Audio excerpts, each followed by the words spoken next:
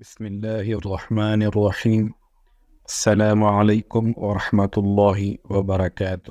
آج ہم قیامت کے دن حضور صلی اللہ علیہ وسلم کی بعثت کے متعلق بات کریں گے اور جن موضوعات پر تفصیلی روشنی ڈالیں گے ان میں وہ موضوعات یہ ہیں۔ آپ صلی اللہ علیہ وسلم کی بعثت، سب سے پہلے آپ صلی اللہ علیہ وسلم میدان محشر میں ہوں گے۔ آپ صلی اللہ علیہ وسلم اہل حرمین کے ساتھ محشور ہوں گے۔ حضور صلی اللہ علیہ وسلم 70,000 فرشتوں کے ساتھ میدان محشر میں آئیں گے۔ قبر سے نکلتے وقت لوگ کیا کہیں گے، مومن کیا کہیں گے؟ قبر سے نکلتے وقت کافر اور مومن کا چہرہ کیسا ہوگا؟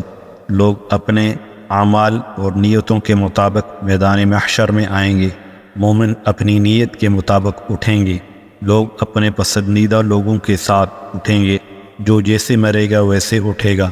شہید کا لہو کستوری کی مانند مہک رہا ہوگا۔ محرم تلبی کہتے ہوئے اٹھے گا۔ مؤذن آذان دیتے ہوئے اٹھے گا۔ نشہ کرنے والا نشہ کی حالت میں اٹھے گا۔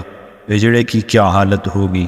ہر شخص اپنے عمل کے ساتھ میدان محشر میں آئے گا۔ ایک عمل کرنے والوں کو اکٹھا کر دیا جائے گا۔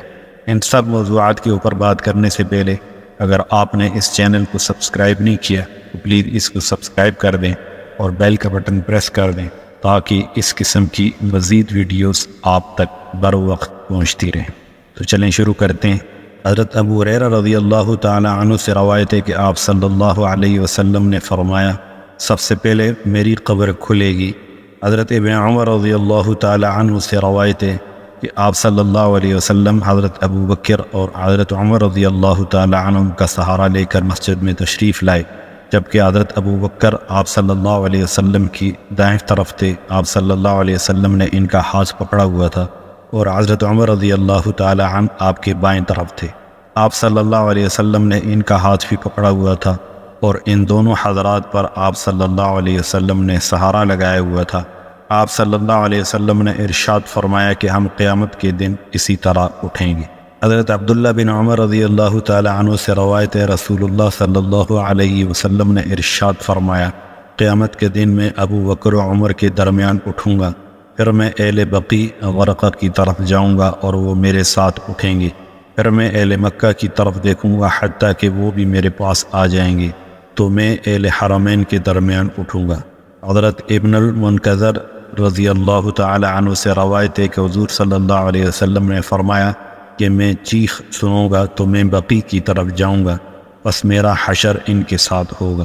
حضرت کعب احبار رضی اللہ تعالی عنہ فرماتے ہیں کہ ہر فجر میں حضور صلی اللہ علیہ وسلم کی قبر شریف پر 70,000 فرشتے نازل ہو کر اپنے پروں سے روضہ اقدس پر گھیرا ڈالتے ہیں اور شام تک استغفار کرتے اور صلاۃ و سلام پیش کرتے ہیں۔ جب شام ہوتی ہے تو یہ آسمان پر چلے جاتے ہیں اور اسی طرح سے 70,000 دیگر فرشتے نازل ہو جاتے ہیں جو صبح تک رہتے ہیں۔ یہ سلسلہ قیامت تک جاری رہے گا۔ جب قیامت کا دن ہوگا تو حضور صلی اللہ علیہ وسلم 70,000 فرشتوں کے ساتھ قبر مبارک سے نکلیں گے۔ ارشاد باری تعالیٰ، یوم یدعوکم فتستجیبون بحمدہ، جس دن تم کو پکارے گا پھر چلے آؤ گے اس کی تعریف کرتے ہوئے۔ ایک اور جگہ ارشاد ہے، قالوا یا ویلنا من بعثنا من مرقدنا ھذا ما وعد الرحمن وصدق المرسلون، کہیں گے اے خرابی ہماری، کس نے اٹھا دیا ہم کو ہماری نیند کی جگہ سے؟ یہ وہ ہیں جو وعدہ کیا تھا رحمان نے اور سچ کہا تھا پیغمبروں نے۔ حضرت ابن عمر رضی اللہ تعالی عنہ سے روایت ہے کہ جناب رسول خدا صلی اللہ علیہ وسلم نے ارشاد فرمایا کہ لا الہ الا اللہ پڑھنے والوں پر نہ تو موت کے وقت وحشت ہوگی، نہ قبر میں اور نہ قبر سے اٹھتے وقت۔ گویا کہ میں نفخہ ثانیہ کے وقت دیکھ رہا ہوں کہ وہ اپنے سروں سے مٹی جھاڑ رہے ہیں اور الحمدللہ الذی اذھب عنا الحزن پڑھ رہے ہیں۔ قبر سے نکلتے وقت کافر کا چہرہ سیاہ اور مومن کا چہرہ سفید ہوگا۔ اس کے تناظر میں حضرت ابن عباس رضی اللہ تعالی عنہ سے روایت ہے کہ رسول خدا صلی اللہ علیہ وسلم نے ارشاد فرمایا کہ جبرائیل نے مجھے خبر دی کہ لا الہ الا اللہ مسلمان کے لیے ان سے موت کے وقت بھی، قبر میں بھی اور قبر سے اٹھتے وقت۔ پھر حضرت جبرائیل علیہ السلام نے عرض کیا، اے محمد صلی اللہ علیہ وسلم، کاش کہ آپ صلی اللہ علیہ وسلم ان کو ان کی قبروں سے اٹھتا ہوا دیکھیں۔ جب وہ اپنے سروں کو جھاڑ رہے ہوں گے مسلمان جب لا الہ الا اللہ والحمد للہ کہے گا ان کا چہرہ سفید ہو جائے گا، اور کافر یا حسرتنا علی ما فرطت فی جنب اللہ پکارے گا تو اس کا چہرہ سیاہ ہو جائے گا۔ حضرت ابن عمر رضی اللہ تعالی عنہ سے روایت ہے کہ میں نے جناب رسول اللہ صلی اللہ علیہ وسلم کو یہ فرماتے ہوئے سنا، مسلمان روز قیامت نیتوں کے مطابق اٹھیں گے۔ حضرت جابر رضی اللہ تعالی عنہ فرماتے ہیں کہ جناب رسول اللہ صلی اللہ علیہ وسلم نے ارشاد فرمایا، ہر شخص اپنی پسند کے مطابق اٹھایا جائے گا، پس جو کفر کو پسند کرتا ہے وہ کافروں کے ساتھ ہوگا، اس کو اس کا عمل کوئی فائدہ نہیں دے گا۔ حضرت جابر رضی اللہ تعالی عنہ سے روایت ہے کہ نبی اکرم صلی اللہ علیہ وسلم نے ارشاد فرمایا، ہر آدمی کو اسی حالت میں اٹھایا جائے گا جس میں وہ فوت ہوا تھا۔ حضرت ابو ہریرہ رضی اللہ تعالی عنہ سے روایت ہے کہ جناب رسول اللہ صلی اللہ علیہ وسلم نے ارشاد فرمایا، اس ذات کی قسم جس کے قبضے میں میری جان ہے، جو مسلمان بھی اللہ کے راستے میں زخمی ہوتا ہے، اور اللہ ہی بہتر جان سکتے ہیں کہ اس کے راستے میں کون زخمی ہو رہا ہے، وہ قیامت کے دن اس حالت میں آئے گا کہ اس کے زخم سے بہہ رہا ہوگا، اس کا رنگ تو خون جیسا ہوگا مگر اس کی خوشبو پوری جیسی ہوگی۔ حضرت ابن عباس رضی اللہ تعالی عنہ سے روایت ہے کہ ایک محرم کو ان کی اونٹنی نے سر کے بل گرا دیا جس سے وہ فوت ہو گئے۔ آپ نے ارشاد فرمایا، اسے بیری کے پتوں سے جوش دادا پانی کے ساتھ غسل دو اور اسے احرام ہی میں کا کفن دو، اس کی خوشبو نہ لگاؤ نہ اس کا سر ڈانپو، یہ قیامت کے دن تلبیہ کہتے ہوئے اٹھے گا۔ حضرت جابر رضی اللہ تعالی عنہ سے روایت ہے کہ جناب رسول اللہ صلی اللہ علیہ وسلم نے ارشاد فرمایا، قیامت کے دن آذان دینے والا اور تلبیہ کہنے والے اپنی قبروں سے اسی طرح اٹھیں گے، مؤذن آذان دے رہا ہوگا اور تلبیہ کہنے والا تلبیہ کہہ رہا ہوگا۔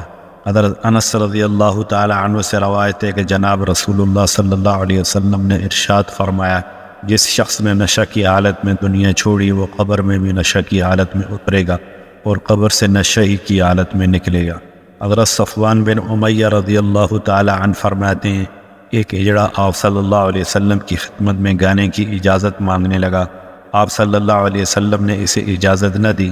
جب وہ چلا گیا تو آپ صلی اللہ علیہ وسلم نے فرمایا، ان گناہگاروں میں سے جو بغیر توبہ کے مر گیا اللہ تعالیٰ اسے قیامت کے دن بے لباس پیدا کریں گے، جیسے وہ دنیا میں لوگوں کے سامنے بے لباس ہوتا تھا۔ وہ جب بھی کھڑا ہوگا اسے مرگی کا دورہ پڑ جائے گا۔ وَإِذَا النُّفُوسُ زُوِّجَتْ، اور جب جیوں کے جوڑے باندھے جائیں گے۔ احشروا الذین ظلموا ازواجہم وما كانوا يعبدون من دون اللہ فہدوہم الی صراط الجحیم، جمع کرو گناہگاروں کو اور ان کے جوڑوں کو اور جو کچھ پوچھتے تھے اللہ کے سوا، پھر چلاؤ ان کو دوزخ کی راہ پر۔ اس آیت مبارکہ کی تفسیر میں حضرت عمر رضی اللہ تعالی عنہ فرماتے ہیں کہ جب دو آدمی ایک ہی عمل کرتے ہیں تو وہ اکٹھے جنت میں جائیں گے یا جہنم میں۔ اور آیت احشروا الذین ظلموا وازواجہم میں بھی ازواج سے مراد یہی ہے کہ انہی جیسے۔ حضرت ابن عباس بھی فرماتے ہیں کہ احشروا الذین ظلموا وازواجہم میں ازواج سے مراد امثال ہے۔ حضرت عمر رضی اللہ تعالی عنہ سے یہ بھی مروی ہے کہ انہوں نے فرمایا، نیک آدمی کو نیک آدمی کے ساتھ جنت میں اور برے کو برے کے ساتھ دوزخ میں اکٹھا کر دیا جائے گا۔ حضرت نعمان بن بشیر رضی اللہ تعالی عنہ سے روایت ہے کہ وَإِذَا النُّفُوسُ زُوِّجَتْ کی تفسیر میں حضور صلی اللہ علیہ وسلم نے ارشاد فرمایا، ہر شخص کو اس جیسا عمل کرنے والے لوگوں کے ساتھ ملا دیا جائے گا۔